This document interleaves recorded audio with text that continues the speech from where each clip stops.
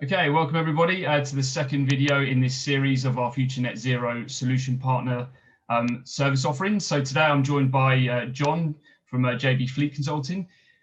Jon, your opportunity to introduce yourself to the audience, of course, our introducers and clients. Do you want to start briefly by telling us a little bit about your working background, perhaps? Yeah, sure. Thank you, Mark.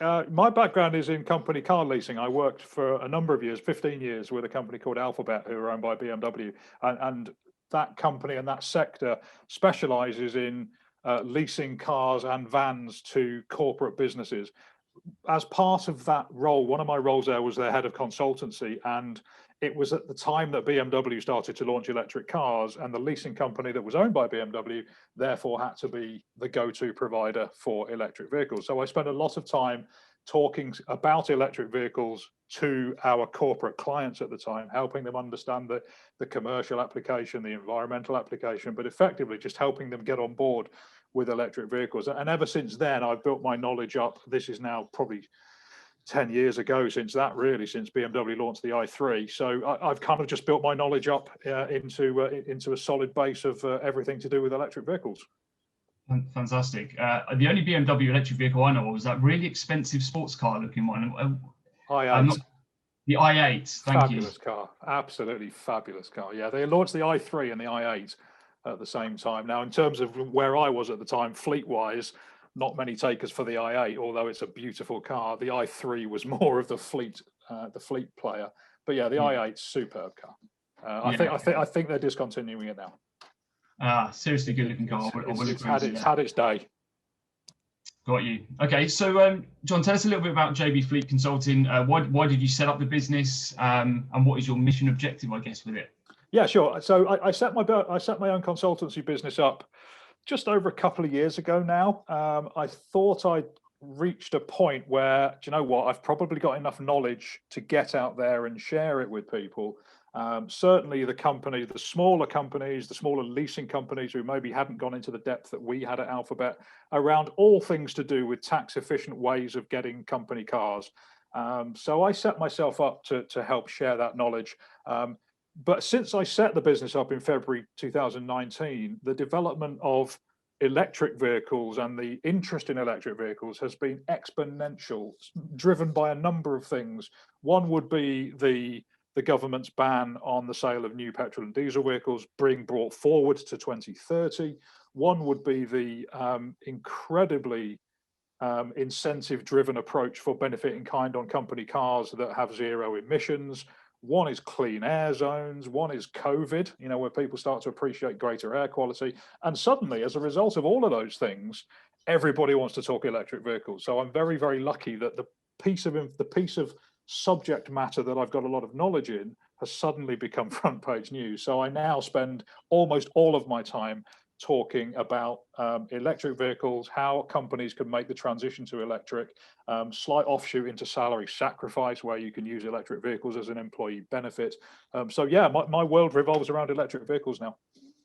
Fantastic. Yeah, I was talking to Nick and Rondi from one of our other partners last week, and I think there's a new generation of employees coming through as well who are more conscious of their impact on the environment, and perhaps demand these sorts of things from their employers. Yeah, I'm even seeing it a generation beyond that, where 5, 6, 7, 8-year-olds are talking to their parents to say, actually, shouldn't we have an electric car?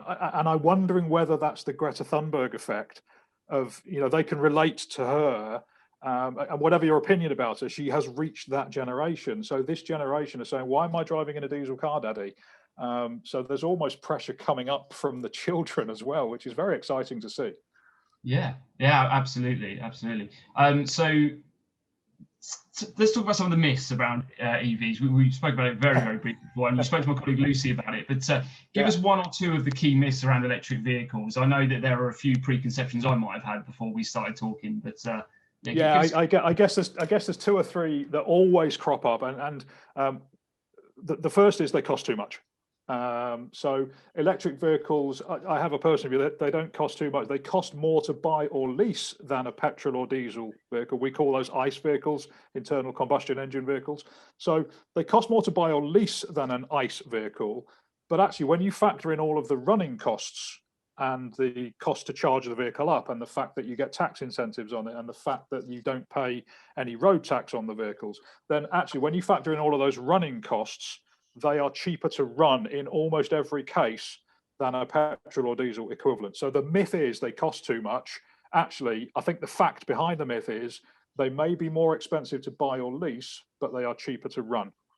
So there's the first myth. The second myth is range anxiety. I can't go very far in an electric vehicle. So everybody talks about range anxiety. And I hear some really interesting comments around range anxiety. The first one is range anxiety is typically something that is expressed by someone who doesn't drive an electric vehicle. It's very rare that someone who's made the switch to an EV expresses fear about range anxiety. The EV driving community make it work.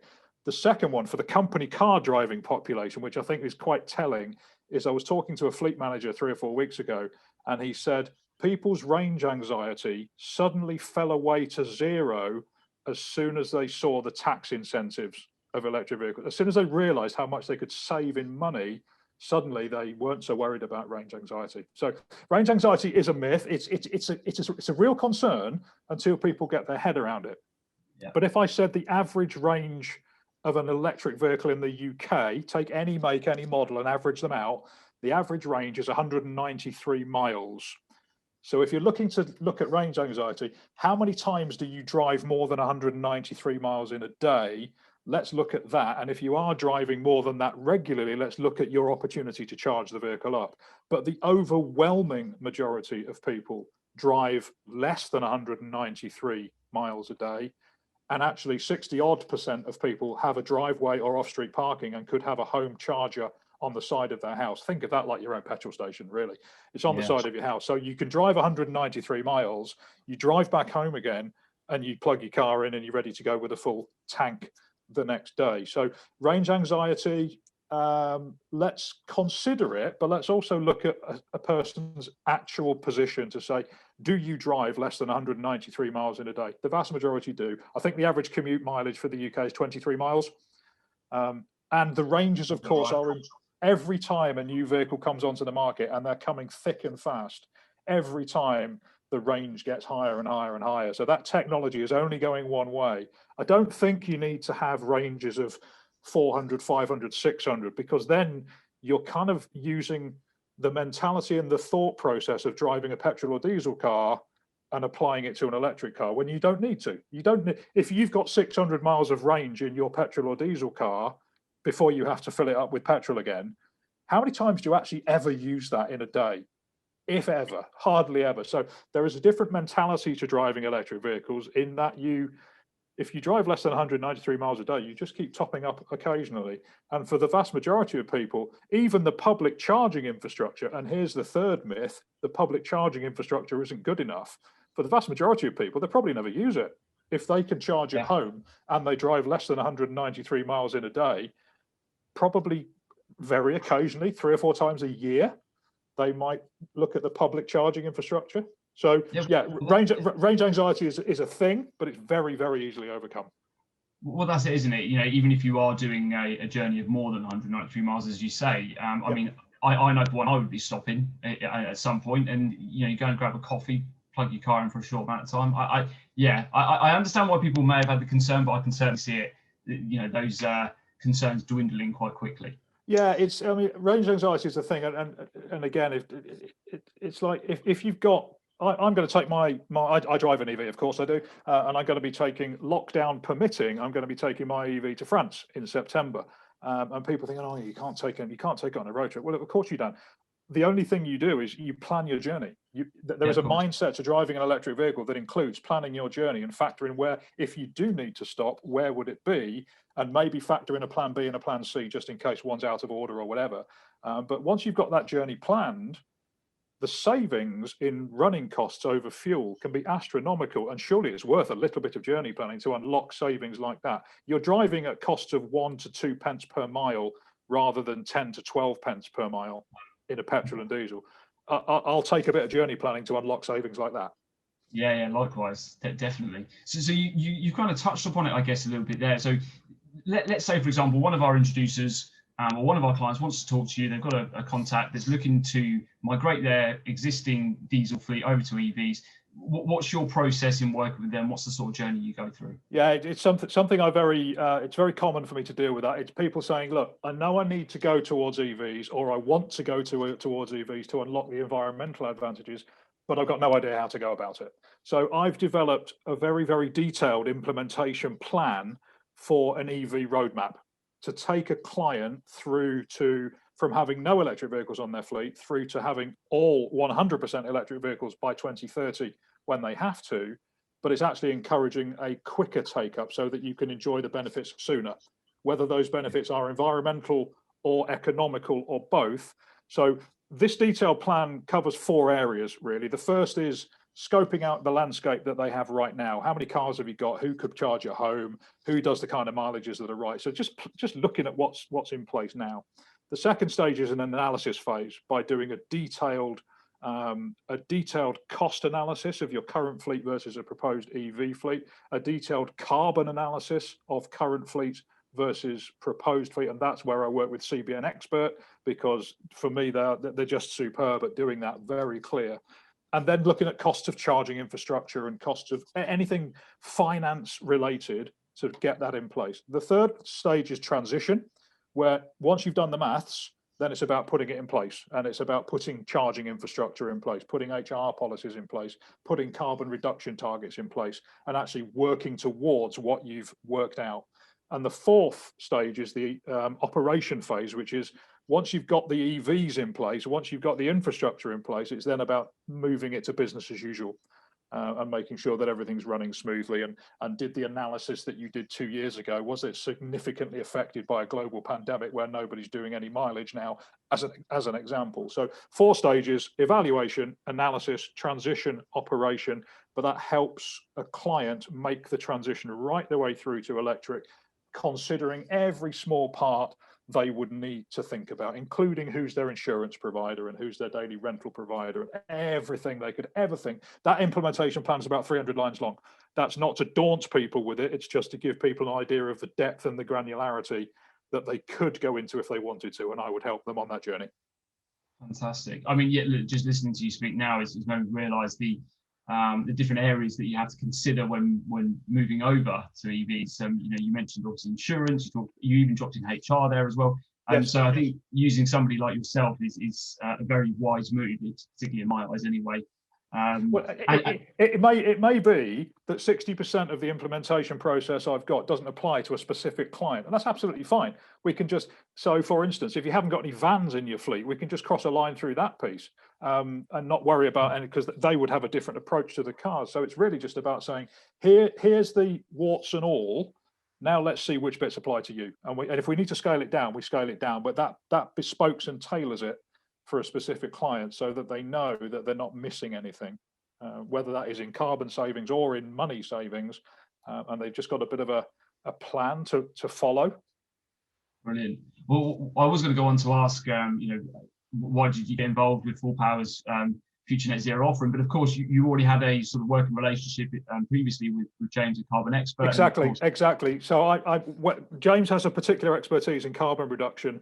My expertise is in the commercial application of electric vehicles. But of course, in commercially applying electric vehicles, you are naturally reducing a carbon footprint. But I don't have the tools and the wherewithal to calculate carbon reduction. So where I've been working with clients, typically leasing companies who want to differentiate the proposition they have to their clients when they supply an electric vehicle, I have then involved James as the carbon reduction guy.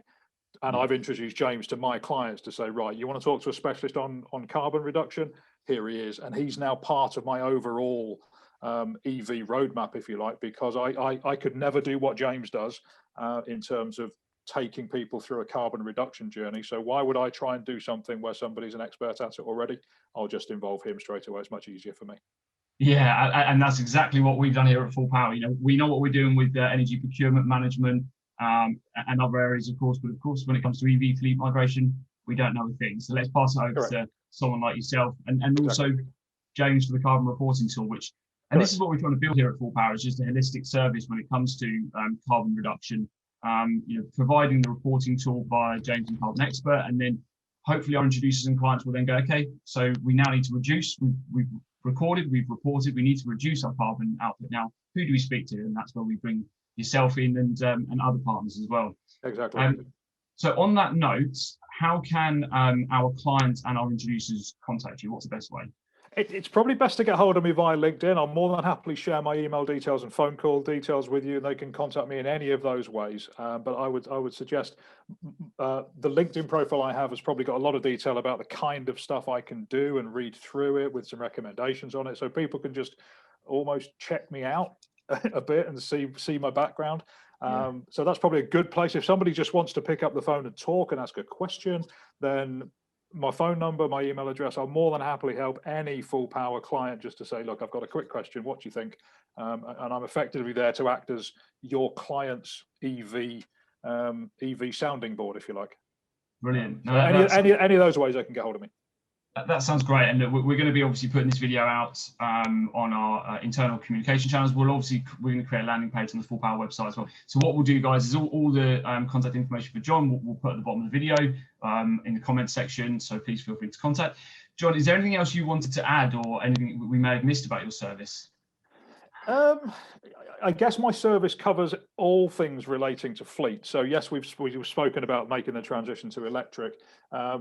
There's also a growing body of interest around something called salary sacrifice. People know broadly what salary sacrifice is, but there is now a growing interest in applying salary sacrifice to cars, and specifically electric cars, because of the tax incentives. It works beautifully, and it gives a business a way of unlocking an employee benefit to non-car eligible people and introduces more electric vehicles into the business. So if we're talking about the commuting processes of the non-car eligible people, well, guess what? A client can also influence those by putting a benefit scheme in place that introduces electric vehicles at staggeringly low rates because of the tax efficiency. But guess what? When they're driving those electric vehicles into work, the business can also help reduce the carbon emissions for the commuting journeys as well, which I know James would go into far more detail on. But yeah, so I can also help with people, not just for the car eligible fleet, and to a lesser extent the vans too, but also the non-car eligible as an employee benefit. I guess where I would probably stop is if we're talking about HGVs and trucks and tankers. Very, very specialist world, and I can introduce people to a specialist in that field. I'm not that specialist. My area of specialism is cars and vans. Brilliant. Well, no, that's great to know, and I'm sure the salary sacrifice element will perk a few ears when people are watching this. So, John, thank you very much for joining us today. You're welcome. Thanks as I say, very much. We'll make all your contact details available, and hopefully we'll be speaking again very soon. Look forward to it. Thanks for your time, Mark. Cheers.